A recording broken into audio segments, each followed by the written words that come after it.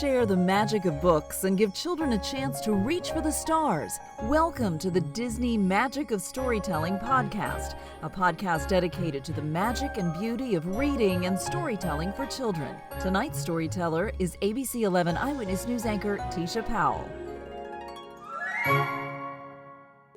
A classic Mickey Mouse tale, The Sorcerer's Apprentice, adapted by Brooke Vitale, illustrated by the Disney Storybook Art Team.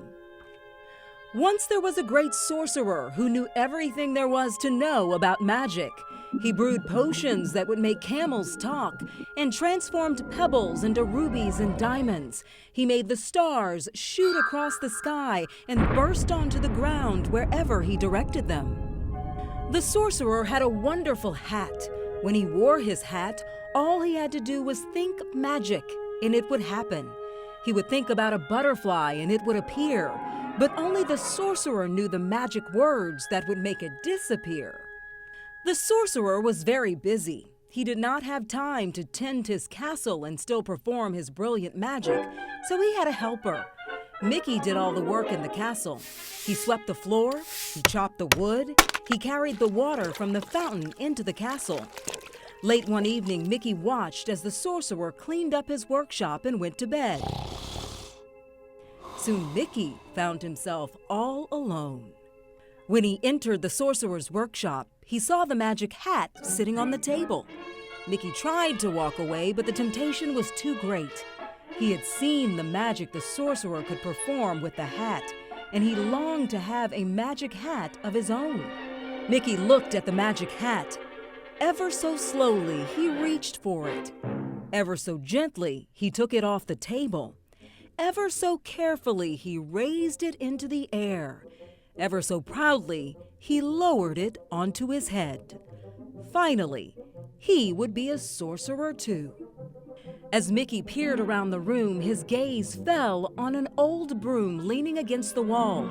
Suddenly, Mickey knew what his first spell would be.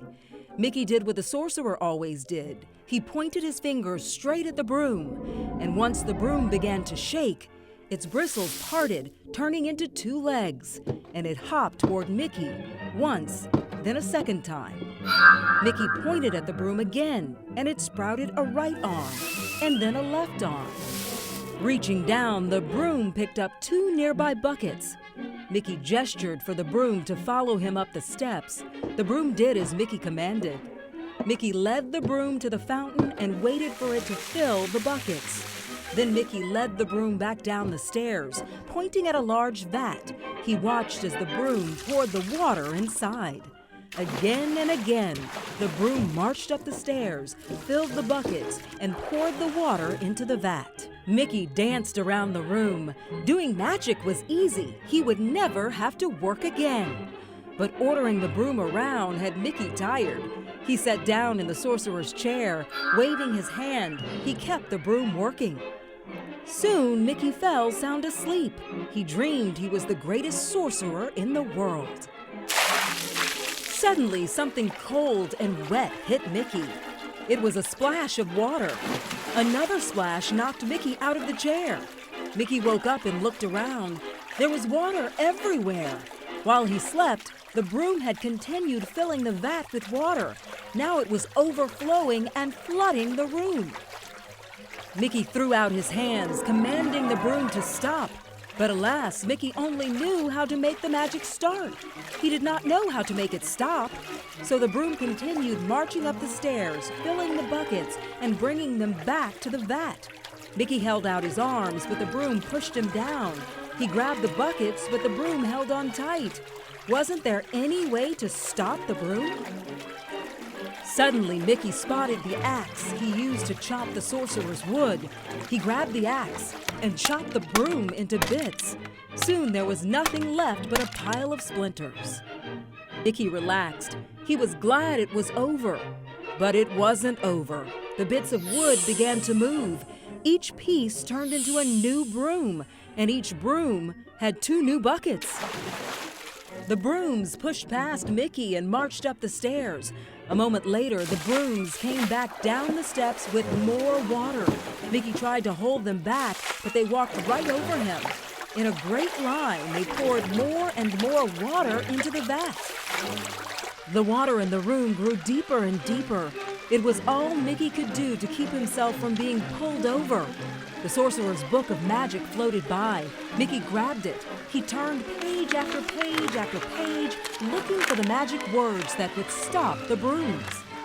But as the water began to whirl, Mickey could no longer read the words. Mickey hung on to the book as he went around and around in the water, spinning faster and faster in the great whirlpool.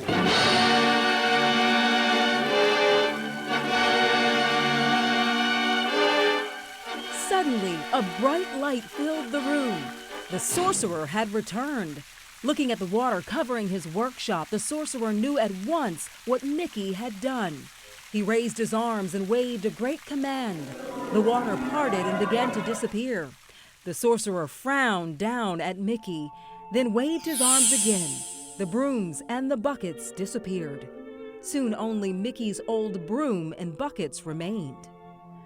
Mickey took off the Sorcerer's hat. Very carefully, he tried to make the magic hat look nice again.